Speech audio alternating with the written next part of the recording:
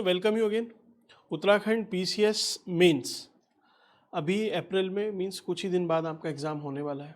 बहुत सारे बच्चे थोड़ा बहुत एंग्जाइटी रहती है, लास्ट टाइम है, और इसी टाइम पे जो पुश रहेगा वही आपको एक्चुअल एग्ज़ाम में बहुत हद तक हेल्पफुल रहता है। तो मेरी कोशिश यही है कि आपको कम से कम सारे टॉपिक पे थोड़ा थोड़ा टच आपको मिल जाए। वैसे ही इस वीडियो में हम थोड़ा ऐसे के बारे में देखेंगे, ऐसे में क्या रहा है, कैसे पूछता है, क्या पूछ सकता है, कुछ ऐसे टॉपिक जो आपके लिए ज़रूरी हैं। प्लस एक और चीज़ कि आपको जो फर्स्ट टाइम लिख रहे हैं थोड़ा डाउट होगा कि कितने पेज पे लिखना है, कैसे लिखना है, तो उसको भी हम देख लेंगे। आप ऐसे को लेकर आराम से निश्चित रहना, ठीक है।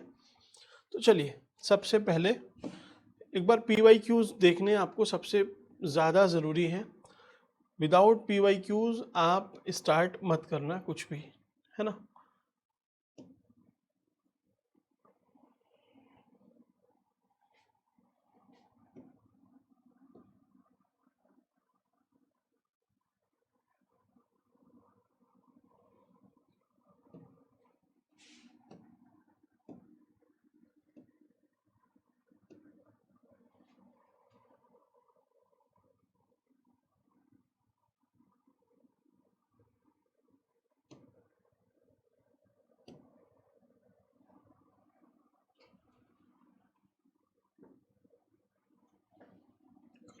स्क्रीनशॉट,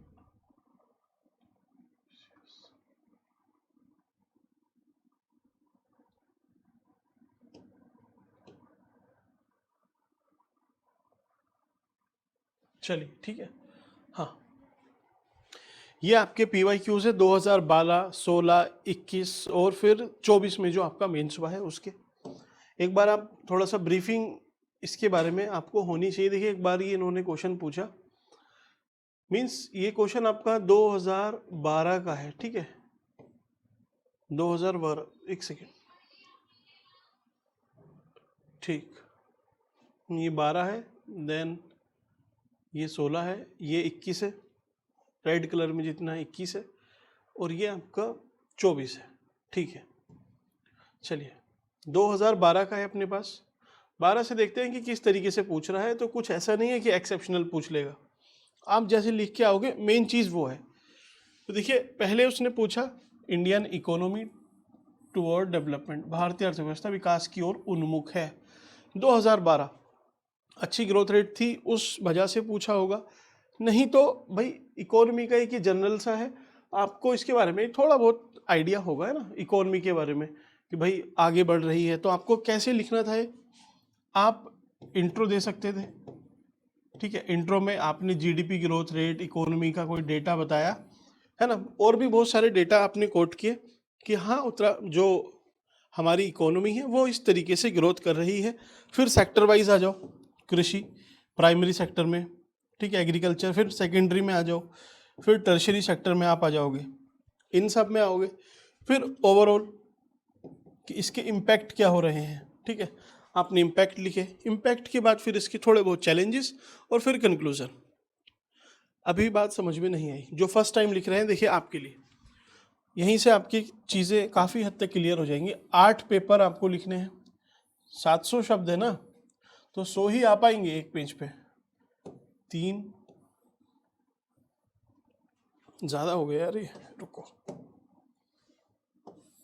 ये है आपका, सपोज इसको 8 में हम डिवाइड कर लेंगे, है ना, 1, 2, 3 और 4, ठीक है। अब इसको हम इस तरीके से डिवाइड कर लेते हैं। तो ये पेज नंबर 1 है, ये सेकंड है, ये थर्ड है, ये फोर्थ है, ये फिफ्थ है, ये सिक्स्थ है, 7 है, 8 है। 8 पेज पे आपको लिखना है, 700 शब्द है, ठीक है। तो जिसको थोड़ा सा इशू है कि भाई इतना नहीं लिख सकते, 700 में पूछ रहा है ना, 7 में पूछते हैं, हाँ ठीक है। 600 में पूछने लगा होगा अब तो, शायद एक सेकंड देख लेते हैं।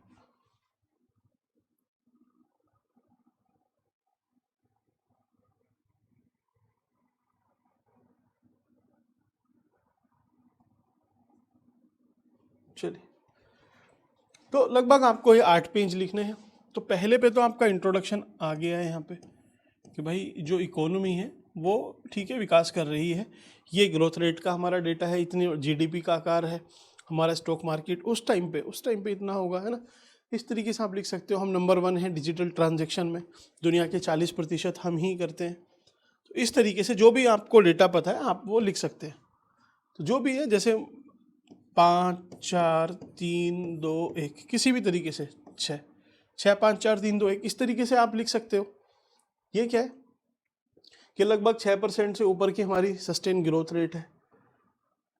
ठीक ऐसे ही हम 5th लार्जेस्ट स्टॉक मार्केट है शायद दुनिया के, 3rd लार्जेस्ट इकोनॉमी है दुनिया के, लगभग बनने वाले हैं, और यूपीआई में नंबर 1 है, नंबर 2 स्टार्टअप में है। तो इस तरीके से आप लिख सकते थे। ठीक है, एग्जैक्ट जो भी है वो आप लिख लेना। लिखा, फिर उसके बाद आप दूसरे पेज पे आओ, सेक्टर वाइज एग्रीकल्चर, यहाँ पे पूरा एग्रीकल्चर को दे दो, इसको अलग अलग सेक्टर्स में लिख देना, agriculture, forestry, animal husbandry. 3 paragraph आपने बनाए तो उस 3 से आपका काम हो जाएगा। ऐसे ही दूसरे पे आप इंडस्ट्रियल सेक्टर आपने लिखा, यहाँ 1 पैरा, दूसरे में आप एमएसएमई के बारे में लिख दो, तीसरा आप थोड़ा सा कंस्ट्रक्शन, इन सब में लिख सकते हो जो सेकेंडरी सेक्टर आता है। फिर टर्शरी सेक्टर आप लिख दो, सर्विस सेक्टर की ग्रोथ अच्छी है, आईटी अच्छा है ना, टूरिज्म भी सही चल रहा है, ये आपने लिखा। अब 4 पेज और बच रहे हैं। तो आप अब यहाँ पे तो इकोनॉमी यही तो पढ़ते हैं हम, सारी चीज़ें खत्म होगी, क्या करोगे, इधर लिख देना आप क्या लिखना है आपको कि अच्छा इसका इम्पैक्ट क्या हुआ। तो एक इनहेरेंट, उसने नहीं पूछा हुआ, आप अपनी तरफ से बता रहे हो, तो आप आराम से इसको भी सब्सटेंशिएट कर दोगे कि पॉवर्टी रिडक्शन हुई है, रीजनल डिस्पैरिटी थोड़ी सी कम हुई है या बढ़ी है, जो भी है। तो इसके पॉजिटिव और निगेटिव इम्पैक्ट आपने लिखे 2 पेज पे। अब थोड़ा सा और इसमें क्या किया जा सकता है या क्या हमें होप दिखाई देती है, यहाँ आपने कंक्लूजन लिखा कि 2047 तक विकसित भारत बनाने के लिए हमें ये सब करना पड़ेगा। पूरा हो गया आपका ऐसे, कहीं से कोई डेटा नहीं, कुछ नहीं पढ़ना, जो आपने इकोनॉमी में पढ़ा है उसी को यहाँ पे यूज़ करना है बस। ठीक, तो इस तरीके से आप उस टाइम पे करते। ऐसे ही इंडियन स्पेस प्रोग्राम, चैलेंजेस क्या हैं और पॉसिबिलिटी क्या है इसकी, तो इसको आप उस टाइम भी अभी भी पूछ ले तो लगभग चीज़ें सेम ही रहेंगी, एग्जाम्पल चेंज हो जाएंगे कि भाई स्पेस प्रोग्राम के चैलेंजेस क्या है। चैलेंजेस तो बहुत सारे चैलेंजेस हैं, जो स्पेस में है वही चैलेंज है। क्या है कि भाई हमारा जो ग्लोबल मार्केट शेयर है बहुत कम है, हम दुनिया की शायद 2 या 3% ही स्पेस मार्केट में कंट्रीब्यूट कर पाते हैं। क्यों? क्योंकि हमारे यहाँ मैन्युफैक्चरिंग नहीं है। मैन्युफैक्चरिंग क्यों नहीं है? क्योंकि हमारे पास पैसा नहीं है। पैसा क्यों नहीं है? क्योंकि इधर जो प्राइवेट इन्वेस्टमेंट है वो कम है, जो स्टार्टअप है वो कम है। वो क्यों कम है? क्योंकि सरकार की इसके पहले थोड़ी सी पॉलिसी थी, थोड़ा सा इसको कंजर्व किया गया था, मीन्स स्ट्रेटेजिक सेक्टर में रखा गया था, उस वजह से। तो मीन्स आप चैलेंजेस लिख सकते हो कि हमारे यहाँ ये सारी प्रॉब्लम है। पॉसिबिलिटी क्या है कि हम गगनयान भेजेंगे, शुक्रयान भेजेंगे, है ना, अपना स्पेस स्टेशन बनाएंगे, चंद्रयान 2, है ना, और ऐसे ही हम जो मंगलयान है उन सब में हमने बहुत कुछ अच्छा किया है, तो उसको लिंक करके आप लिख सकते थे। आज भी पूछे वही चीज़ है, बस एग्जाम्पल चेंज हो जाएंगे। ऐसे ही क्लाइमेट चेंज का भी है। क्लाइमेट चेंज में क्या है, जो उस टाइम पे क्वेश्चन पूछा 12 में, आप इफेक्ट अभी लिख दो on the globe, effect of climate change on the globe. Climate change के इम्पैक्ट क्या है, इफेक्ट क्या है, तो इफेक्ट में क्या है आप लिख सकते हो कि कुछ पॉजिटिव इफेक्ट है, कम ही लिखना, निगेटिव इम्पैक्ट भी होंगे इसके थोड़े बहुत। तो अब इसमें आपको जो पूरी अपनी जीएस की नॉलेज है उसको यूज़ करना है। क्लाइमेट चेंज क्योंकि एक टॉपिक है और उसमें आपको अगर लिखना है तो आप जो भी आपकी स्ट्रेटेजी है, मींस क्लाइमेट चेंज पे आपने सबने प्रिपेयर किया होगा, आप उसी स्ट्रक्चर में लिख सकते हो। आप मुझसे पूछोगे तो GS1 में रिकॉल करूँगा कि अच्छा GS1 में सोसाइटी आती है तो सोसाइटी पे क्या इम्पैक्ट पड़ते हैं। ऐसे ही ज्योग्राफी GS1 में है तो उसके रिसोर्स डिस्ट्रीब्यूशन पे क्या इफेक्ट, चलिए इसको बता ही देते हैं ना। मीन्स मुझे भी नहीं पता है अभी उस टाइम क्या था, अभी क्या है, मैंने ये क्वेश्चन अभी पढ़े भी नहीं है, जस्ट ऑनलाइन अभी साइट से उठा के यहाँ पे रखे हैं और रख के फिर बस क्या है कि देखें कि अच्छा क्लाइमेट चेंज पे पूछा, इस पे पूछा, इस पे पूछा, इस पे पूछा, तो उससे फिर लॉजिकली ड्राइव करके मैंने कुछ क्वेश्चन आपके लिए 8 या 9 क्वेश्चन बनाए हैं। सिर्फ वो मुझे पता है, बाकी इसका मुझे भी नहीं पता है। तो अगर ये सपोज लिखना होता मुझे, है ना, तो इसको लगभग किस तरीके से लिखता, क्योंकि मुझे याद नहीं है, रैंडम पूछ लिया उसने। तो क्या लिखेंगे क्लाइमेट चेंज पे? 8 पेज है। तो पहले पे देखिए GS1 आप याद करो। GS1 में क्या है? GS1 में आपकी सोसाइटी है, तो समाज पे क्या प्रभाव पड़ेंगे? समाज पे, है ना, समाज में क्या आता है? अब जो मीन्स जिस किसी ने भी मुझसे कभी पढ़ा होगा, आपको समाज में मैंने बहुत सारी चीज़ें बताई थी। एक बार रिकॉल करने की कोशिश करो कि पहले क्या कोई क्षेत्र आएगा, क्या कोई परिवार आएगा, क्या महिलाएं आएंगी, क्या हेल्थ आएगी, एजुकेशन, ठीक है, मीन्स वो रिवील नहीं कर रहा हूँ मैं, बाकी आप देख सकते हो। तो समाज, फिर GS1 में मुझे याद आता है कि यार GS1 में ना एक चीज़ और है, क्या है? ज्योग्राफी। ज्योग्राफी ज्योग्राफी है। तो ज्योग्राफी में क्या टॉपिक है? रिसोर्स का टॉपिक है। तो रिसोर्स पे भी कोई इम्पैक्ट आएगा क्लाइमेट चेंज का, है ना। जो ग्लोबल क्लाइमेट है उस पे भी इम्पैक्ट आएगा, कहीं पे हवाएं तेज़ हो जाएंगी, टेम्परेचर बढ़ जाएगा, ब्ला ब्ला ब्ला, आप यहाँ पे लिख सकते हो। ज्योग्राफी लिखा आपने। अब GS1 में अगर आपको और थोड़ा सा खींचना है, मारपीट के कुछ भी करना है, तो आप एक पॉइंट और लिख दो, हिस्ट्री। अब हिस्ट्री क्या है? इससे तो कोई कनेक्शन है ही नहीं। क्लाइमेट चेंज पूछा है, इफेक्ट पूछे, हिस्ट्री का क्या मतलब है? तो हिस्ट्री मतलब पास्ट ही तो है। आप पास्ट से क्या आज के लिए कुछ कंपेयर कर सकते हो? कर दो थोड़ा सा कंपेयर। क्या 2-3 ग्राफ यहाँ पे ड्रॉ करो आराम से कि अच्छा 1950s के टाइम पे जो CO2 का एमिशन था वो लगभग कितना था, कितना था आप बताइए, मुझे भी याद नहीं है। अभी 410 ppm है, प्लस है। उस टाइम पे शायद 250 या 300 होता होगा, है ना। एक डायग्राम ऐसे बनाया आपने हिस्टोरिकली। ऐसे ही ये तो CO2 का एमिशन हुआ, कार्बन एमिशन आपने डाल दिया। तो मीन्स कुछ भी आपको डालना है कि हिस्ट्री से भी आपने इसको कनेक्ट कर दिया। हमें पेज भरने हैं और तरीके से भरने हैं, अच्छे से लिखना है बस। तो एक तो ये हुआ। दूसरा, इसी से थोड़ी ना हो जाएगा, मुझे याद करना है कि अच्छा GS2 में मैंने क्या पढ़ा हुआ है।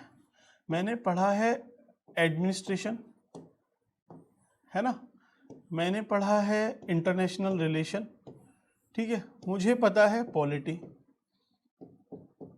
यही तो पता है। तो पॉलिटी पे क्या कोई प्रभाव आएगा?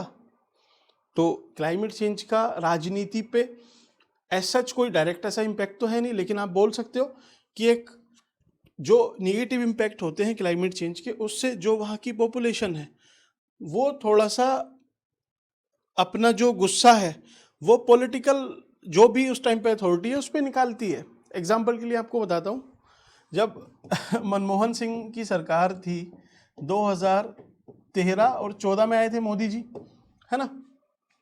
तो हुआ क्या था, एक तो करप्शन का चल ही रहा था पूरा अन्ना आंदोलन, ऊपर से एक बड़ी इमेज थी नरेंद्र मोदी जी की, वो आए तो उनकी वजह से थोड़ा सा और इनको प्रॉब्लम हुई। तीसरा क्या काम हुआ यहाँ पे ना, अल नीनो आ गया। El Nino, El Nino. अब अल नीनो आपको पता है 3-4 साल में आता है, सत्ता भी हमारे यहाँ लगभग 5 साल में पलट जाती है, या फिर 4 साल के बाद से माहौल बनना स्टार्ट हो जाता है। अल नीनो आया, सूखा पड़ा। सूखा पड़ा तो किसान परेशान। देश की ज़्यादातर पॉपुलेशन क्या है, किसान है भाई। आज भी 50% के आसपास लोग कृषि पर निर्भर है। निकाल दिया गुस्सा यहाँ पे, ठीक। तभी तो मोदी जी ने बोला था कि हम किसानों की आय दोगुनी करेंगे। क्यों? क्योंकि उस टाइम पे एक रोष था। इस तरीके से आप जो भी जैसे कनेक्ट करो, ठीक है, नहीं कनेक्ट हो पाए छोड़ देना, है ना, कोई ऐसी ज़रूरत भी नहीं है। इंटरनेशनल रिलेशन, ग्लोबल डिप्लोमेसी, हाँ, क्योंकि क्लाइमेट चेंज पे कितने नेगोशिएशन होते हैं, है ना, जितने दोहा में या फिर UNFCCC कितनी सारी सबमिट होती है। ऐसे ही एक प्रिंसिपल चल रहा था लॉस एंड डैमेज, भाई जो भी नुकसान हुआ है उसकी भरपाई करेगा कौन। अभी भी ये नेगोशिएशन चल रहे हैं। ऐसी क्लाइमेट जस्टिस की बात चलती है इंटरनेशनल लेवल पे, है ना। जलवायु में जो न्याय है वो नहीं हुआ है सबके साथ। देखा होगा आपने 1-2 साल पहले, 2-3 साल पहले, एक छोटी सी आइलैंड कंट्री है, शायद फिजी है, वहाँ के जो प्रेसिडेंट या प्राइम मिनिस्टर जो भी होते हैं, वो ग्लोबल क्लाइमेट सबमिट हो रही थी, उसमें बीच पानी में खड़े हो गए ऐसे प्ले कार्ड लेके। कि हम डूब रहे हैं, हमें बचाइए। तो वो भी एक तरह से एक क्लाइमेट नेगोशिएशन ही है ना। तो ग्लोबल डिप्लोमेसी को भी ये कहीं ना कहीं शेप कर रहा है, चेंज कर रहा है। प्रशासन में रिसोर्स कम है, पॉपुलेशन ज़्यादा है, उन सब की वजह से प्रशासन के पास भी जो रिसोर्स का एलोकेशन है वो करने में थोड़ी सी प्रॉब्लम आती है, मैनेजमेंट में इशू आता है। ठीक है, लिख लिया। अब GS3 में आ जाओ। तो पहले इकोनॉमी को देख लो आप, क्या है इकोनॉमी में, क्या है। फिर एनवायरनमेंट उसमें है ही, आपकी इंटरनल सिक्योरिटी है, ऐसे ही साइंस एंड टेक है। तो यहाँ से 2-3 पॉइंट लिखो कि इकोनॉमी में एग्रीकल्चर सेक्टर पे क्या इम्पैक्ट है, इंडस्ट्री पे क्या है, सर्विस पे क्या है ना। टूरिज्म वगैरह इफेक्ट होंगे, agriculture, raw material, productivity, climate resilience, उसकी प्रॉब्लम है। एनवायरनमेंट में तो है ही सारी दिक्कत, प्रॉब्लम पॉल्यूशन की है ना, मिटिगेशन सही से नहीं हो पा रहा है। साइंस एंड टेक में हम बहुत सारे इनिशिएटिव भी लेते हैं। और इंटरनल सिक्योरिटी, हाँ इसकी भी प्रॉब्लम होगी, इस पर भी इम्पैक्ट आएगा कि भाई जो क्लाइमेट रिफ्यूजी हैं वो बढ़ने लगेंगे, वो बढ़ते हैं तो फिर प्रॉब्लम होगी। तो इवेंचुअली मुझे नहीं पता, फिर भी इसको एक आपको भी एक समझ में आ रहा होगा कि यार कहीं ना कहीं नहीं पता, तभी भी मैनेज किया जा सकता है, ज़्यादा डरने की बात नहीं है। बस तरीका पता होना चाहिए, रट्टाफिकेशन या इसके पीछे नहीं दौड़ना है। मैंने आपको, जो भी लोग मुझसे जुड़े हुए हैं काफ़ी टाइप से, यही चीज़ सिखाई है, वो अब काम आएगी आपको। अगर कंटेंट में आपको प्रोवाइड करता तो उसमें यही प्रॉब्लम थी कि प्रोसेसिंग नहीं आती, क्योंकि आपके दिमाग में कितनी सारी चीज़ें हैं, आपको डर लगेगा कि यार लिख भी पाएंगे नहीं लिख पाएंगे। जिसके दिमाग में नहीं है, और ठीक है ऐसे लिख लेंगे, और ऐसे लिखोगे तो ज़्यादा एक फ्लो बन के आएगा, आप देखना कभी भी।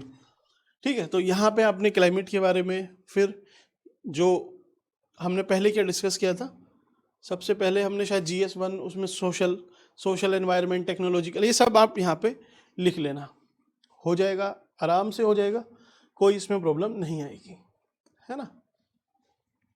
तो ग्लोब पे क्या इम्पैक्ट है वो आपने लिख दिया।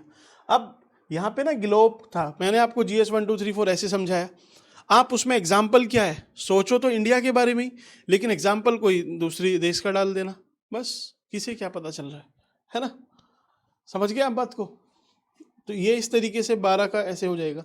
इंडियन डेमोक्रेसी करंट सिनेरियो क्या है, उस टाइम पे क्वेश्चन पूछा था,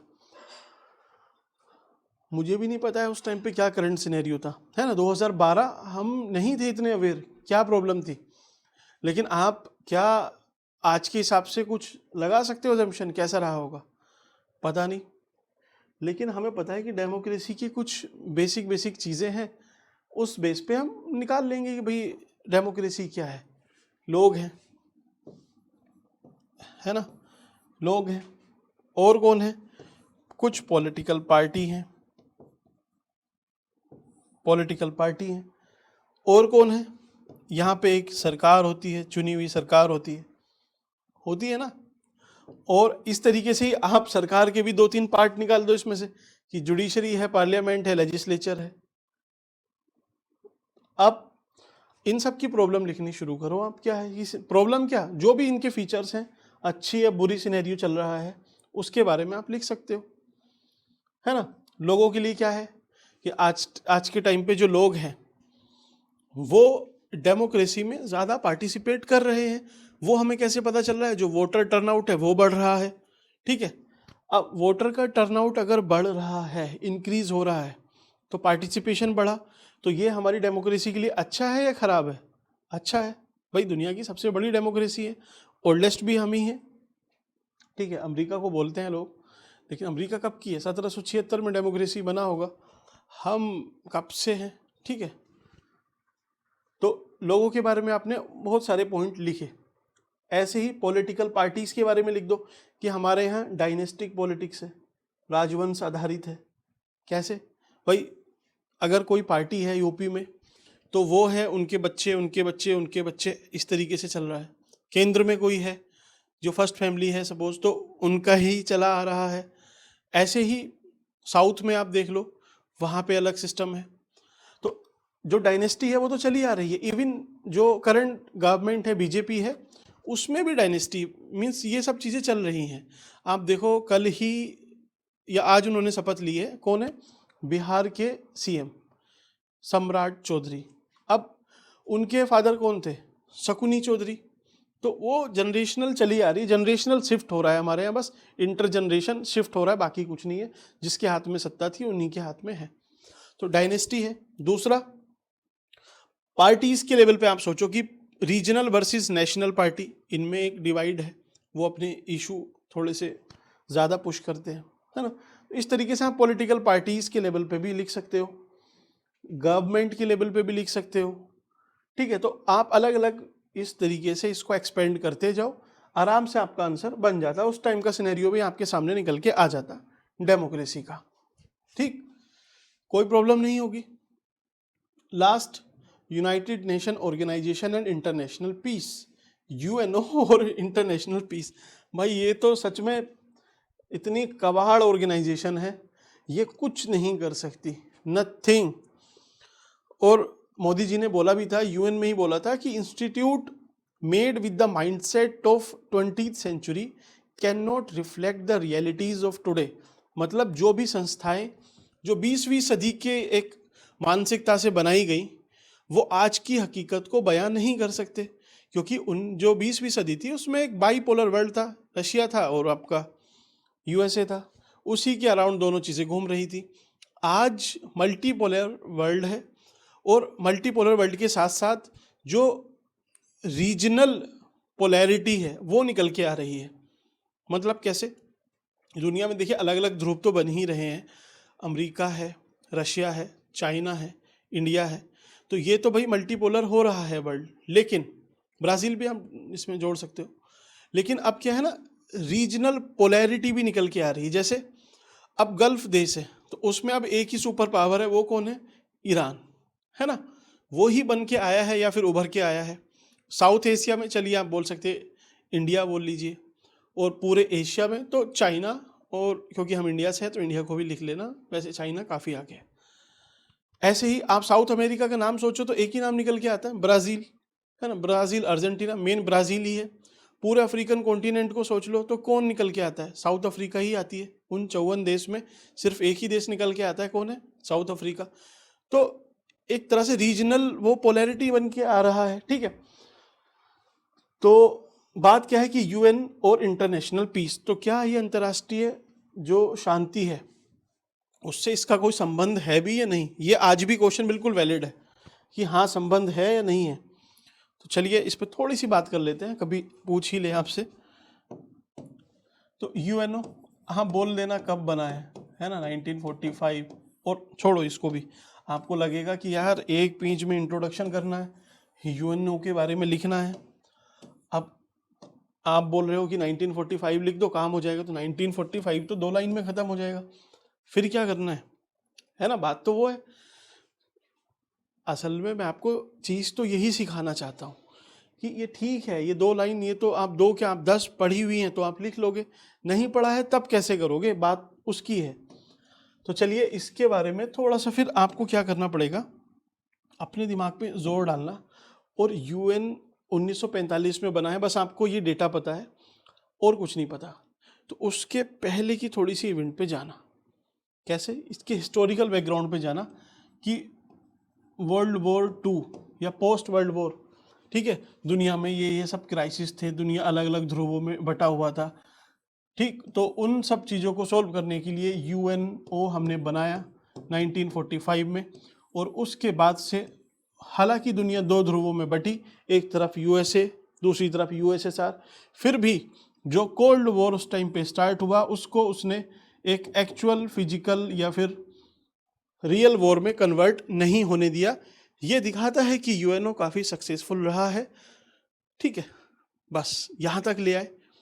अब इसी पेज से आपको लिखना है, हालांकि प्रेजेंट डे में इसके बहुत सारे चैलेंजेस निकल के आ रहे हैं, मीन्स ये फेल हुआ है या फिर कथित रूप से इसको फेल कहा जा रहा है in terms of Ukraine Russia war, Iran, Israel, America, और जो भी आपको ये 2 ही हैं मेन, तो इनके कंटेक्स्ट में आप लिख सकते हो, ठीक। अब फिर यूएनओ और ग्लोबल पीस, इतने में तो काम नहीं चलेगा, कैसे लिखोगे आप? तो आप क्या करना ना, इसको एक्सपेंड कर लेना, यूएनओ और ग्लोबल पीस, ग्लोबल पीस। अब सच बताऊं तो मेरे दिमाग में भी अभी कुछ नहीं है कि भाई कैसे लिखा जाएगा पीस के बारे में, और कितनी कंट्रीज के नाम हमें याद होंगे। हार्डली भाई यूएस पता है, रशिया यूक्रेन पता है, इसराइल और इसका ईरान का पता है, इंडिया पाकिस्तान का पता है, इंडिया चाइना का पता है, और तो हमें भी नहीं पता कहाँ क्या हो रहा है ना। कैसे लिखोगे? तब आपको काम आएगी एक मीन्स सोचने का ही। अभी बोलते हुए समझ में आया कि यार ठीक है, कैसे याद करना है। तो आप दुनिया को ना, क्योंकि दुनिया की बात हो रही है, तो 7 महाद्वीप है, कॉन्टिनेंट है, उनमें डिवाइड कर दो। नॉर्थ अमेरिका में क्या घटनाक्रम हुए हैं, क्या इसने वहाँ पे ग्लोबल पीस को इंश्योर किया है। फिर दूसरा आप साउथ अमेरिका देखो, तो हाँ वहाँ भी बहुत हद तक पीस रही है। हालांकि अभी जो वेनेजुएला थे उनके प्रेसिडेंट को वहाँ से उठाना, उस पर यूएनओ का कुछ ना बोलना, वो एक गंभीर चिंता व्यक्त करता है। ठीक। फिर तीसरा आप यूरोप को सोचो कि यूरोप में लगभग चीज़ें सही हैं, लेकिन एक जो यूक्रेन है वो चैलेंज बन के आया है, यूक्रेन रशिया कॉन्फ्लिक्ट। फिर आप देखो अफ्रीकन कॉन्टिनेंट को, तो अफ्रीकन कॉन्टिनेंट में बहुत सारे युद्ध हैं जो इसने रुकवाए हैं। जैसे जो यमन नहीं सॉरी, आपका ये सूडान में सिविल वॉर चल रहा था, नाइजर, चाड, सूडान, इन छोटे छोटे देशों में छोटी मोटी कॉन्फ्लिक्ट थी, उसमें इन्होंने काफ़ी हद तक अच्छा काम किया है। तो छोटे देश जो इनके दबाव में रहते हैं उनके लिए तो सही काम फिर भी ये कर लेते हैं, लड़ाई सुलझा देते हैं, बड़े देशों के खिलाफ नहीं। तो अफ्रीकन कॉन्टिनेंट के लिए लिख दिया आपने थोड़ा सा।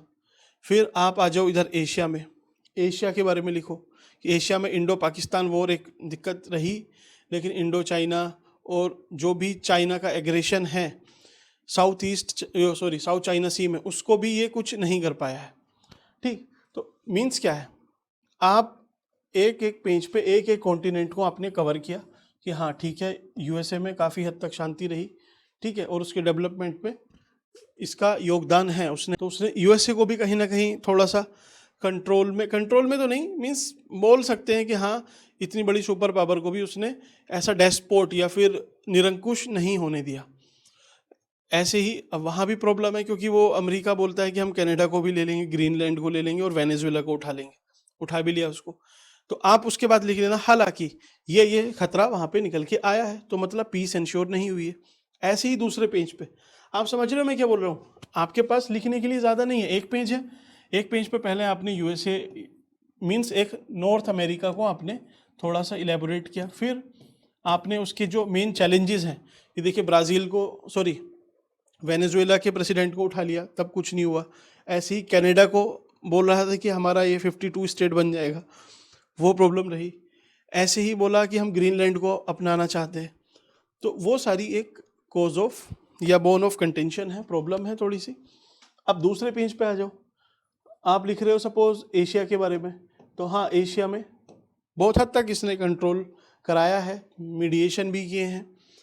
लेकिन इंडो पाकिस्तान वॉर या वॉर नहीं, अभी जो ऑपरेशन सिंदूर ये हुआ, चाइना इंडिया का जो टेरिटोरियल कॉन्फ्लिक्ट था, चाहे वो डोकलाम का हो या फिर गलवान का हो, वहाँ पे लगभग ये कुछ नहीं कर पाया, मीडिएशन नहीं कर पाया। जो चाइना है उसका जो एग्रेसिव पॉलिसी है टेरिटोरियल एक्सपेंशन की साउथ चाइना सी में, उस पर कुछ नहीं करता है। तो आप ये पेज आपका भर जाएगा, इस तरीके से भी लिख सकते हो। ठीक। और क्या है दूसरा तरीका है, दूसरे तरीके के लिए आपको यूएनओ के बारे में भाई पता होना चाहिए कि इसकी कितनी ऑर्गेनाइजेशन है ना, कि भाई एक ट्रस्टीशिप काउंसिल ट्रस्टीशिप है, इंटरनेशनल कोर्ट ऑफ जस्टिस है ना। तो जितनी भी इसकी बॉडी है, आप उन बॉडी के बारे में कि इसने ये काम किया है ग्लोबल पीस के लिए, ये पीस है, ये पीस है, ये इंटरनेशनल कोर्ट ऑफ जस्टिस ये पीस को इंश्योर करता है, दो देशों की लड़ाई सुलझवाता है, ठीक है, ट्रस्टीशिप काउंसिल। तो आप इसकी बॉडी के थ्रू भी लिख सकते हो, लेकिन उसके लिए आपको इसके बारे में पता होना चाहिए। हालांकि इतनी भी टेंशन नहीं लेनी, क्योंकि सारे क्वेश्चन आपको अटेम्प्ट नहीं करने हैं, वो आपको ऑप्शन देता है ना। कोई ज़रूरी थोड़ी है कि इसको अटेम्प्ट करना था, छोड़ देते इसको, इसमें से एक ही तो करना है, इसी में से कोई एक अटेम्प्ट करना है, तो कोई भी जो अच्छा लगे कर लो अटेम्प्ट। बात यह है कि आपको अगर सब कुछ सारे भी नहीं आते हो, तभी भी एक क्वेश्चन को आप अच्छे से लिख सकते हो। समझ गए बात क्या है? अब चलिए और क्या है इसमें, ये तो 12 का पेपर था आपका, अच्छा ये भी 12 का ही है। इसमें cultural importance of Devbhoomi Uttarakhand. अब कल्चर देवभूमि कहाँ से लिखोगे, कहाँ से आएंगे पॉइंट? तो मैंने आपको बताया था कि कल्चर में क्या करना है, याद है कुछ? फा फा फा फा फा फा फा, है ना? इसी तरीके से समझाया था। 8-10 पॉइंट आपके बन जाएंगे, आराम से लिख लोगे, या फिर जो और लोग लिखेंगे उनसे बेस्ट लिख के आओगे, इतनी मेरी गारंटी है आपके लिए। रिमाइंड कराऊँ आपको, कुछ बताता हूँ, खुद सोचना, ठीक है? फूड, फेस्टिवल, फेयर, फिलोसफी, इसी तरीके से था ना, याद कर लेना, वही है। बस यहाँ पे आपने इंट्रो लिखा, फिर आप इधर पॉइंट वाइज लिखते चले जाना, ठीक? अब ये क्या है, द इम्पोर्टेंस, ये एम ही कर दिया उल्टा, आई एम होना चाहिए। Importance of forest resource for development of Uttarakhand. तो उत्तराखंड के विकास में वन संपदा का महत्व क्या है? तो वन संपदा पे मैंने आपको अभी इसके पहले एक क्वेश्चन कराया भी था कि फॉरेस्ट के अलग अलग आप किस किस सेक्टर से उसको जोड़ सकते हो, ठीक है? याद है आपको? नहीं, आप एक बार रिकॉल करके देखो, बहुत सारी चीज़ें मैंने आपको लिखवाई थी, याद होनी चाहिए भाई। अभी आपको वाटर कुछ ऐसे कराया था क्या, ये कुछ और नाम बताया था? शेप बताई थी, शेप, कि भाई इन्हीं से निकाल लेना आंसर नहीं आए तो, ठीक है? ये आराम से हो जाएगा। फोल्क ऑफ उत्तराखंड मीन्स जो लोक साहित्य है उत्तराखंड का वो, लेकिन ये आपको इतना याद नहीं रहेगा, तो भाई इसको अटेम्प्ट करना ही मत। इस बार भी पूछेगा, अटेम्प्ट ही मत करना, क्योंकि असल में क्या है,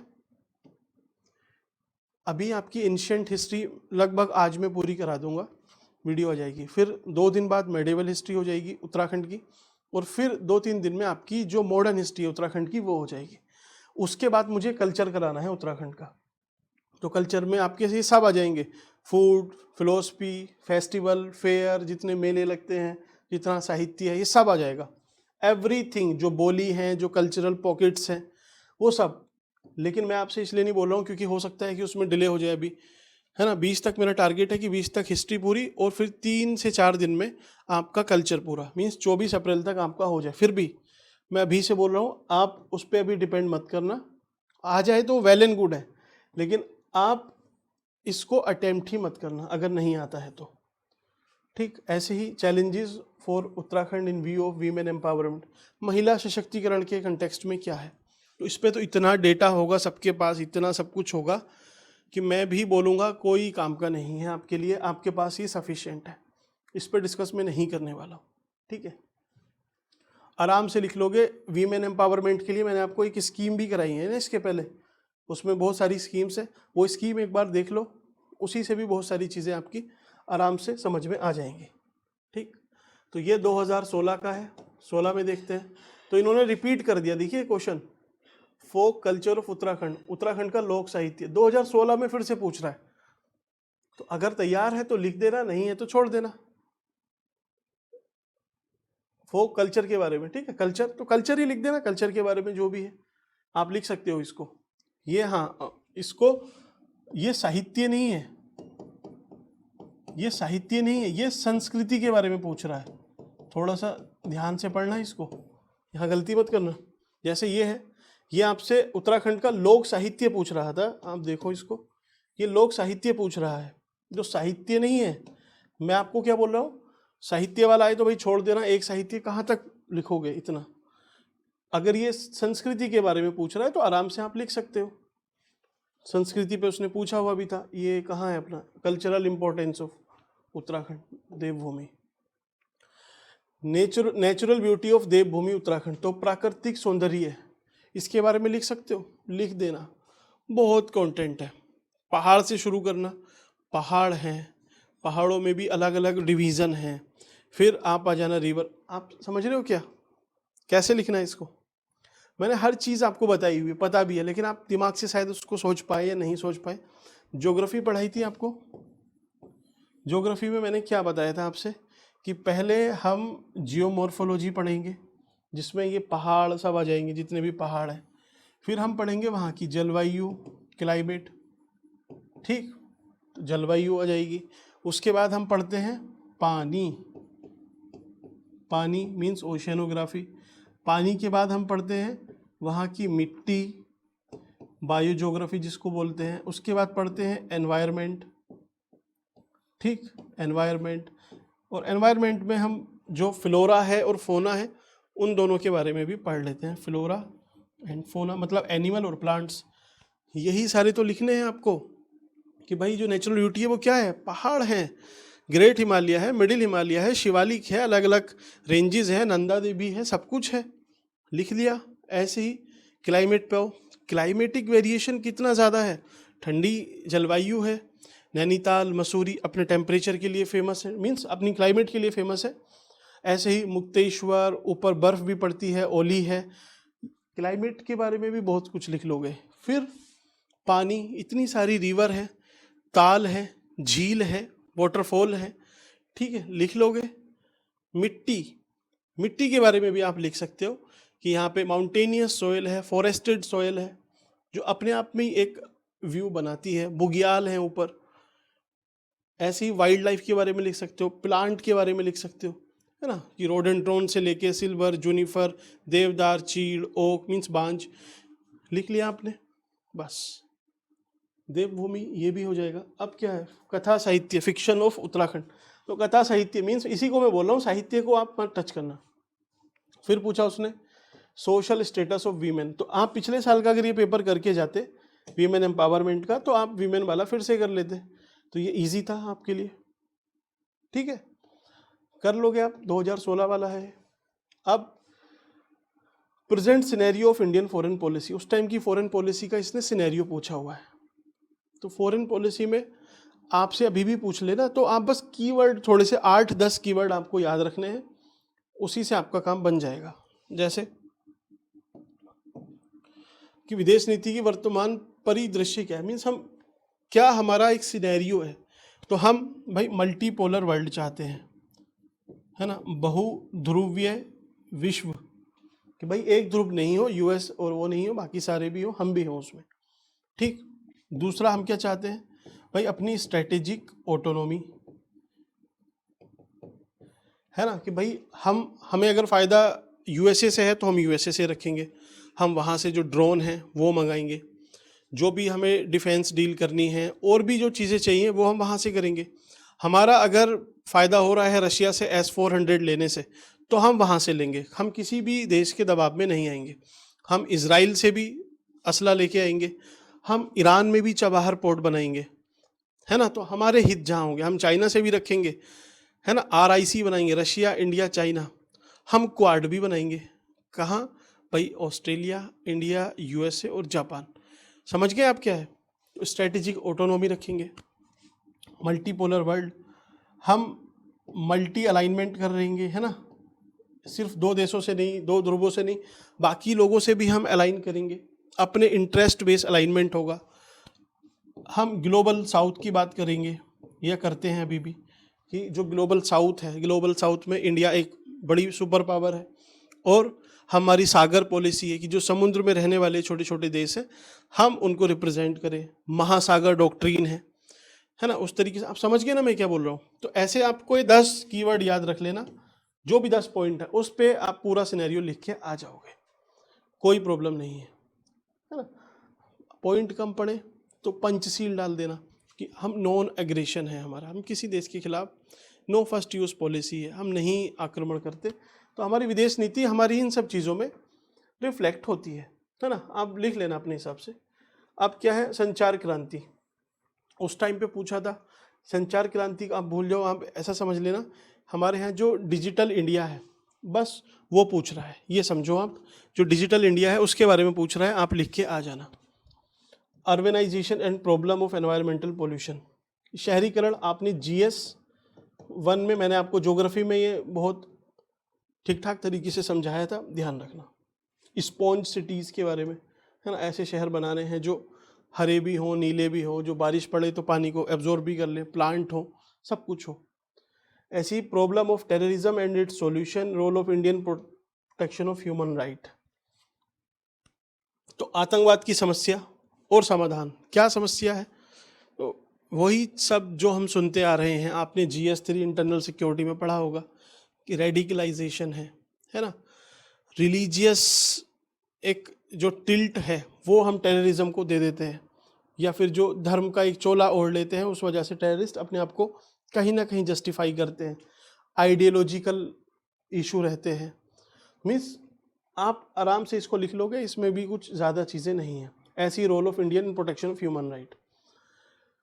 जोशीमठ लैंडस्लाइड पूछिए, अब जल्दी से करते हैं यार, ऐसे तो फिर बहुत टाइम लग जाएगा। बायोडाइवर्सिटी ऑफ उत्तराखंड पूछिए, याद है आपको क्या है? हिप्पो मैंने बताया था ना, HIPPO, अब हिप्पो में मैंने C और जोड़ दिया है, चिप्पो कर देना इसको, ठीक है।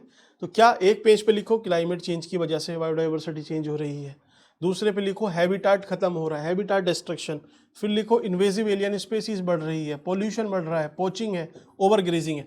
इन 2 4 6 पॉइंट 6 पेज पे लिखो, इंट्रोडक्शन एक पे 7 और एक पे कंक्लूजन, काम खत्म। बाकी आप इन 6 को 4 पेज में भी लिख सकते हो, 2 में जो सरकार की पॉलिसी है कुछ वो लिख देना, कुछ इनिशिएटिव है, कुछ आपको सुझाना है वो लिख देना, ठीक। अब उत्तराखंड की संस्कृति और कला को दर्शाने वाले स्थल, तो इसके पहले पूछा उसने संस्कृति, अब संस्कृति को दर्शाने वाले स्थल, ऐसी कौन कौन सी साइट है उत्तराखंड की जो वहाँ की संस्कृति, आर्ट और कल्चर को दिखाती है। याद कर लो, कैसे आप लिखोगे, रैंडम आप सोचोगे तो रैंडम तो आपको कुछ याद आएगा, कुछ नहीं आएगा। तो एक डायग्राम बना लेना और यहाँ से सोचना शुरू करना कि पिथौरागढ़ में क्या है ना, चंपावत में क्या है, देवी धुरा वगैरह है ना, उधम सिंह नगर में क्या है, ऐसे ही पौड़ी में क्या है, हरिद्वार में, देहरादून में, उत्तरकाशी में, चमोली में, ठीक है, टिहरी में, बागेश्वर में, बैजनाथ, ठीक है, और क्या बचा, रुद्रप्रयाग। अब आपने इन सबको लिख लिया तो आपके दिमाग में आ गया अच्छा ये सारी चीज़ें हैं, उनके हेडिंग बना के कि सपोज यहाँ भी टेम्पल आ रहा है, यहाँ टेम्पल तो आप टेम्पल लिखा और टेम्पल के बारे में अलग अलग एग्जाम्पल। ऐसे ही आपने आर्ट लिखी कोई, रमन, एपन, तो उन सबको कोट कर दिया। तो आराम से इसको आप लिख सकते हो, ठीक, लिख लोगे, कोई प्रॉब्लम नहीं है। और नहीं तो संस्कृति तो मैंने आपको बताया, संस्कृति जहाँ दिख जाए फा फूड, फेस्टिवल, फिलोसफी, ये लिखो। फूड के देख लो कि कुमाऊनी क्विजीन है या फिर गढ़वाली है, कुमाऊं में क्या खाया जाता है, यहाँ क्या खाया जाता है। फेस्टिवल सोच लो कि फेस्टिवल कौन कौन से हैं, फेयर कौन कौन से हैं, तो इस तरीके से आप लिख सकते हो इसको भी। फिर वीमेन का अगेन फिर आ गया, वीमेन को मैं डिस्कस नहीं करूँगा, अगेन रिपीटेडली बोल रहा हूँ क्योंकि इस पर आपकी कमांड होगी या होनी चाहिए, ठीक है। यूनिवर्सल बेसिक इनकम के पास एक पोटेंशियल है कि ये PDS को रिप्लेस कर दे। तो GS3 इसके पहले की जो वीडियो है उसमें मैंने आपको बताया था कि शांता कुमार की रिकमेंडेशन पढ़ लेना, और उसी से फिर लिंक हो जाती है UBI, क्योंकि उस टाइम पे बात हुई थी, अभी भी यही बात चलती है कि यार एक काम करो, या तो लोगों को सीधे अकाउंट में पैसे दे दो, पैसे दोगे तो हो सकता है वो खर्च कर दे। दूसरा फिर सुझाव आया, इकोनॉमिक सर्वे में था ये 2016 के, कि आप लोगों को वाउचर दे दो E-रूपी करके। जैसे आपने वाउचर दिया 1,000 रुपये का, तो वो उस 1,000 रुपये का सिर्फ राशन ही खरीद सकते हैं मार्केट में जाके। वो भी लगभग उतनी सक्सेस नहीं रही, क्योंकि लोग जाएंगे दुकान पे कि भैया राशन के ये है 1,000 रुपये, हमें राशन नहीं चाहिए, हमें 950 रुपये दे दो या 900 दे दो, तो वो फिर से पैसे ले लेंगे, तो वो भी काम का नहीं रहा, ठीक। फिर बात आई कि हम जो 80 करोड़ लोगों को बांट रहे हैं, देश में हमारे सिर्फ 15% लोग हैं जो गरीब है, नीति आयोग बोलता है। तो एक काम करो, जो तबके में सबसे नीचे हैं, हम 80 करोड़ को दे रहे हैं 5 किलो अनाज महीने में, तो एक काम ऐसा ना करें कि भाई जो सबसे गरीब हैं उनको ढूंढ लो कि ये 15% 20% ये एकदम गरीब हैं, इनको हम 5 की जगह 10 किलो देंगे, तो उसकी भी बात हुई, और न्यूट्रिशन की भी बात हुई, है ना। मैं आपको बता रहा हूँ ताकि कोई चीज़ आपको क्लिक कर जाए, एग्जाम में आप लिख के आ जाओगे, हिट कर गया तो। और दूसरा ये लास्ट जो मैंने सोचा था, मीन्स उस टाइम पे जब वो कमेटी की रिकमेंडेशन थी तो बहुत सारी डिबेट ये सब चलती रहती थी, वो मैं पढ़ता था काफ़ी ज़्यादा न्यूज़ आर्टिकल, तो उसमें फिर मुझे लगा कि यार एक काम कर सकते हैं कि हम ना जहाँ भी जैसे PDS शॉप है, तो उन शॉप पे एक रसोइया रख देते हैं, वो क्या करेगा, वहाँ पे रोटी बनाएगा। सरकार क्या करेगी, ऊपर से कच्ची रोटी किसी भी MSME से बनवा के और PDS की दुकान पे रखवा देगी, जिसकी एक्सपायरी होगी 2 महीने 3 महीने। उस रोटी को गर्म करना या सेकना वो रसोई वाला काम करेगा, और लोग जिसको भी ज़रूरत है, कोई राशन कार्ड मत बनवाओ उसमें, जिसको भी भूख है आके खा लेगा, है ना। अब जो पैसे वाले लोग हैं वो तो नहीं आने वाले ओबियसली, जो गरीब हैं वो भी थोड़े बहुत शंका में ही रहेंगे कि भाई नहीं जाते, लेकिन जिसको भूख है वो तो पक्का आएगा, बोले भाई ऐसी तैसी में जाए सारी, मुझे तो खाना है तो भाई खाना है। ठीक, तो ये भी हो सकता है, लेकिन इसका भी देखिए कुछ ना कुछ तोड़ निकाल ही लेंगे सब। वही जो राशन डीलर है वो क्या काम करेंगे, रोटी बनवाई और उसको गर्म करवा के जो पैसे वाले हैं उनके घर पे पहुंचानी स्टार्ट कर देंगे। तो जहाँ जिसको करप्शन करना है वो कर सकता है, ये नहीं रोकने वाला। ठीक, आप समझे, इसको पढ़ लेना। ऐसी सोशल मीडिया और अल्टीमेटली किस दिशा में लेके जाएगा हमारे युवा को, मीन्स आपको हमें कहाँ लेके जाएगा आपको। मैं तो युवा शायद नहीं हूँ, ठीक है, युवा नहीं हूँ ना। युवा की डेफिनेशन पता है आपको, कितनी एज है, चलिए बताना कितनी एज है जो युवा के लिए चाहिए। एक मिनिमम एज है ना जो हमारी यूथ पॉलिसी है उसमें, कितनी एज फिक्स की गई है। तो ऐसे ही क्या लेके जाएगा, नहीं जाएगा, कहाँ लेके जाएगा, कहीं भी ले जा सकता है, क्या पता है कैसे लिखोगे इसको, कुछ आ रहा है दिमाग में। तो सिंपली जब नहीं आए तो कहाँ पूछ रहा है तो भाई लिख लो, कुछ पॉजिटिव पॉइंट लिखो कि भाई इस डायरेक्शन में पॉजिटिवली लेके जाएगा। फिर लिखो निगेटिवली पॉइंट कि भाई इन डायरेक्शन में निगेटिवली लेके जाएगा, है ना। फिर उसका एक कंक्लूजन दे दो या फिर थोड़ा सा सॉल्यूशन सुझा दो, बस इतना ही करना है। तो पॉजिटिव में कहाँ लिख सकते हो भाई, सोशल मीडिया एक क्या डेमोक्रेटाइज कर रहा है लोगों को, है ना, या फिर जो टेक्नोलॉजी का डेमोक्रेटाइजेशन हो रहा है। अब भाई लोग पहले सपोज मैं भी, मुझे अगर कोई सपोज मैं भी जहाँ भी रह रहा हूँ किसी प्रॉब्लम की वजह से यहाँ पे आया, अदरवाइज तो मैं भी दिल्ली ही रहता था। अब यहाँ पे ऐसा नहीं है कि मैं यहाँ कोई कोचिंग खोल सकता हूँ, मेरा भी मन नहीं था। बस मुझे क्या था कि यार इतना सब कुछ पढ़ा हुआ है, अब सडन कुछ ऐसी चीज़ हुई कि वो सब कुछ ख़त्म हो गया एक झटके में। तो फिर लगा कि यार दिमाग मीन्स जो भी चीज़ है इसको कम से कम कहीं पहुंच जाए या किसी एक को भी फ़ायदा मिल जाए, वहां तक बात पहुंच जानी चाहिए। उसके लिए फिर ये सोचा, ऐसे सेटअप वेटअप किया, मुझे कुछ पता भी नहीं था कैसे हुआ। तो अगर सपोज ये टेक्नोलॉजी, सोशल मीडिया, ये यूट्यूब नहीं होते तो मैं भी नहीं कर पाता। तो डेमोक्रेटाइजेशन हुआ है, ऐसे ही जो वीमेन है उनका भी एम्पावरमेंट हुआ होगा, भाई कहीं भी कोई रील बना सकती है ना, पैसे भी मिलते हैं, सब चीज़ें हैं। तो रील पे ही मत सोचना, अलग अलग आप डायमेंशन सोचना, कुछ यूट्यूब की सोच लेना, थोड़ी फेसबुक की सोच लेना, फेसबुक के थ्रू मार्केटिंग, पैसा, स्ट्रैटेजी, अलग अलग डायमेंशन से आप सोचते हुए निकल जाना। आईटी की तरफ ले जाना, कम्युनिकेशन की तरफ ले जाना, आप जहाँ भी जाना है आप ले जा सकते हो। फिर चैलेंजेस लिख देना, ठीक है। अब एनर्जी और उसको रिप्लेस करने के लिए फॉसिल फ्यूल, तो इसके लिए एनर्जी आपको पता है, अल्टरनेट मोड ऑफ एनर्जी क्या है, वैकल्पिक ऊर्जा। तो इसके लिए आप क्या क्या वैकल्पिक ऊर्जा है, जियोथर्मल एनर्जी है, सोलर पावर के बारे में लिखो। आप लिख सकते हो टाइडल पावर के लिए, टाइडल है ना, आप विंड एनर्जी के बारे में लिख सकते हो। ऐसे ही आप लिख सकते हो बायोगैस, बायो एनर्जी, हाइड्रोजन के बारे में लिख सकते हो। तो इन सब डायमेंशन को अलग अलग आप लिख दोगे तो आपका आंसर हो जाएगा।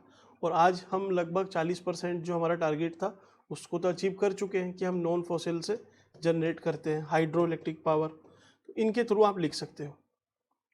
हेल्थ मिशन और फिर वीमेन एम्पावरमेंट का एंटरप्रेन्योर पे आ गया है, तो इसको आप खुद डील करना, मैं उसमें आपको नहीं बताने वाला। ठीक, ये अपना लास्ट होने वाला है बस। चलिए यार, ये मैंने सोचा था कि आपको बस जल्दी से बता दूंगा ये है, और फिर जो मुझे क्वेश्चन आपको बताने कि यहाँ से पूछ सकता है वो रखे हुए थे। इसी में मुझे भी नहीं पता था कि ये इस तरीके से जाएगा। साहित्य अब आपको समझ में आ रहा है नहीं आ रहा है मुझे नहीं पता, आप बता देना एक बार ना, ठीक है। लिख सकते हो तो लिख देना, लाइक या डिसलाइक करके एटलीस्ट बता देना कि समझ में आया नहीं आया, है ना। साहित्य, समाज और संस्कृति का अंतर संबंध। तो साहित्य, समाज और कल्चर आप मुझसे पूछोगे पर्सनली, मैं नहीं लिखूंगा इस पे, है ना, क्योंकि और भी तो ऑप्शन है, 4 में से एक लिखना है। यहाँ पे मैं कंफर्टेबल नहीं हूँ, जो लोग कंफर्टेबल है आराम से लिखना, ठीक। मीन्स लिख तो मैं इसको भी सकता हूँ या आप भी लिख सकते हो, लेकिन मुझे लगता है कि यार मुझे उतना इसमें इंटरेस्ट नहीं है। ऐसी social harmony in multi cultural society. तो मल्टी कल्चरल सोसाइटी, अब आपको याद कैसे आएगा कि मल्टी कल्चरल सोसाइटी क्या है, तो फिर से याद करो, फूड के अलग तरीके से एक कल्चर है, फेस्टिवल है उस पर भी डिवीज़न है, उसमें सोशल हार्मनी कैसे होती है। फिलोसफी, दर्शन में भी है ना। तो इसी से आप इसकी हार्मनी रहती है नहीं रहती है। तो कल्चर आप डिकोड करना, हार्मनी उससे कनेक्ट करना, चैलेंजेस सॉल्यूशन। ठीक, तो ये तो आप आराम से इसको लिख ही लोगे 8 पेज पे, आराम से इसको डिवाइड कर लोगे 1 2 3 4 ये इस तरीके से कि यहाँ पे आपने इंट्रो लिखा, यहाँ पे फूड फेयर फेस्टिवल ये सब लिखा, फिर एक पेज पे चैलेंजेस आ गए, सॉल्यूशन आ गए, कंक्लूजन आ गया, बात खत्म। Trend in Indian foreign policy, ठीक है, कॉन्टिन्यूटी एंड चेंज। तो इसके पहले जो आपको मैंने फॉरेन पॉलिसी पे बताया ना कि यहाँ से 10 पॉइंट आप निकाल लेना, ये तो वही क्वेश्चन इसने फिर रिपीट किया है। ठीक, कहाँ है ये, है ना, ये रिपीटिशन है, आराम से लिख लोगे।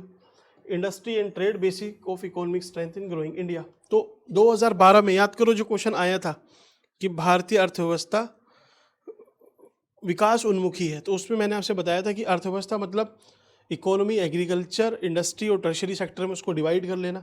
उसने इंडस्ट्री पे पूछ लिया है, तो इंडस्ट्री आप वहाँ से भी लिख सकते थे, पढ़ लेना, नहीं मिले तो इकोनॉमिक सर्वे वहाँ पे ये है। रोल ऑफ बायो रेमिडिएशन, इसको मेरे हिसाब से मत करना, क्योंकि इस पे आप नहीं लिख सकते यार, 700 वर्ड्स लिखना चैलेंजिंग है। एनवायरनमेंट की एक ये टर्म है बायो रेमिडिएशन, अब वो पूछ ले इकोलॉजिकल निशे, तो भाई एक लाइन में हमने पढ़ा है, हम कैसे लिख लेंगे इस पे 700 शब्द। ठीक है, जुगाड़ से लिख सकते हैं, लेकिन जब ऑप्शन है तो क्यों ही लगाना। इंडिया एक राइजिंग वर्ल्ड पावर है, इसके पहले वाले जो फॉरेन पॉलिसी था उसी से लगभग ये मिलता जुलता है, लिख सकते हो। Flood crisis, cause and effect. Flood crisis क्या है, उसके कारण क्या है, इफेक्ट क्या है, आप मैनेज कर सकते हो, इनमें से एक ही लिखना है। देन आपका आता है फोक सॉन्ग ऑफ उत्तराखंड। ठीक है, तो 700 पेज लिख या 700 वर्ड में लिख पाओ गाने तभी अटेम्प्ट करना, अदरवाइज रहने देना। Environmental degradation, social structure of Uttarakhand, इसको अटेम्प्ट कर सकते हो। टूरिज्म पे कराया हुआ है, इसको कर सकते हो। फ्लड पे इसमें भी कर सकते हो। सेल्फ हेल्प ग्रुप और वीमेन एम्पावरमेंट, तो वीमेन एम्पावरमेंट तो रिपीटेड थीम है, वीमेन वाला ही कर दो बस, काम खत्म, बाकी को पढ़ना ही नहीं है। तो ये आपका होता है यहाँ से PYQs। अब इस PYQ के बेस पे जो कुछ मैंने आपके लिए तैयार किया है कि इस तरीके से आपको लिखना है, कहाँ है, 1 सेकेंड, कलर ये इसमें होना चाहिए आपका ना, हाँ ये अपना है। जो मैं चाहता हूँ कि आप इसको प्रैक्टिस करके जाना, 3 4 5 6 7 8 9, ये बस 9 क्वेश्चन है, इजी है, लेकिन आप करके जाओगे तो आपके लिए काफ़ी हेल्पफुल रहेंगे, ऐसा मेरा विश्वास है। वो आपने देखे उसके, तो आप क्या करना ना, एक दिन बैठ के कि सब पे ना ऐसे ऐसे करके जो भी आपको ब्रेनस्टॉर्मिंग करनी है उन सब पे सोच लेना। सोच लिया, सोचने के बाद लिखना है, तो यहाँ से 2-3 ऐसे लिख के प्रैक्टिस कर लो बस। एक ही दिन देना, 2 दिन नहीं देने हैं ऐसे के लिए, सिर्फ एक दिन। तो आपको क्या करना है, पहला क्वेश्चन, विकास का मॉडल तभी सफल है जब पर्यावरणीय रूप से टिकाऊ है। यार इसकी इंग्लिश आप ट्रांसलेशन क्या किया कि चलिए मैं ही आपको बताऊं, इसमें विकास का मॉडल तभी सफल है जब पर्यावरणीय रूप से टिकाऊ है, मीन्स जो डेवलपमेंट है उसका जो मॉडल है उसकी सक्सेस डिपेंड करती है आपकी एनवायरमेंटल सस्टेनेबिलिटी पे। ठीक और यही थीम मैंने आपको यहाँ पे लिखी हुई है कि ये थीम आपको करके जानी है। ऑलमोस्ट 99% क्वेश्चन यहाँ से एक रखा हुआ मिलेगा आपको, अटेम्प्ट कर लेना। जलवायु परिवर्तन 21वीं सदी की सबसे बड़ी चुनौती है, इस पे भी आपको करना है। क्लाइमेट पे मैंने आपको बताया कैसे करना है। तकनीकी प्रगति और मानवीय मूल्यों के बीच संतुलन आवश्यक है, तो जो ह्यूमन वैल्यूज़ हैं और टेक्नोलॉजिकल प्रोग्रेस है उसमें एक बैलेंस बनाना, बैलेंस ज़रूरी है, इसको अटेम्प्ट करना। आपदा प्रबंधन में जन भागीदारी की भूमिका उत्तराखंड के कंटेक्स्ट में, मीन्स डिजास्टर मैनेजमेंट में रोल ऑफ कम्युनिटी पार्टिसिपेशन, ठीक है, इतना तैयार करना। खनन गतिविधियाँ, आर्थिक विकास बनाम पर्यावरणीय संकट, तो माइनिंग, ये थीम फिर से रिपीट हो रही है। ऐसे ही पर्यटन विकास और पर्यावरण संरक्षण के बीच संतुलन। हम टूरिज्म को प्रमोट कर रहे हैं, लेकिन क्या ये एनवायरमेंटली सस्टेनेबल है? ध्यान रखना, कैरिंग कैपेसिटी आ जाती है यहाँ पे। हिमालयन क्षेत्र में अनियोजित विकास आपदाओं का मुख्य कारण है। ऐसे ही उत्तराखंड में जल संसाधन और नदी आधारित विकास की संभावनाएं। उत्तराखंड में महिला सशक्तिकरण, चुनौती और संभावनाएं। ये 9 क्वेश्चन है, इसमें से कोई भी एक यहाँ से, एक यहाँ से, एक यहाँ से, 3 क्वेश्चन अटेम्प्ट किए, ठीक। और जो पहले थे उस पर ब्रेनस्टॉर्मिंग की, 1 दिन दिया, बस दैट्स इट। कोई भी इसमें फिर ज़्यादा टाइम नहीं लगाना। तो चलिए, वीडियो आपको कैसे लगी आप बता सकते हैं। कोई और टॉपिक जो आप चाहते हैं, अभी आपकी रिक्वायरमेंट है, उस पर भी हम डिस्कस कर लेंगे। Thank you.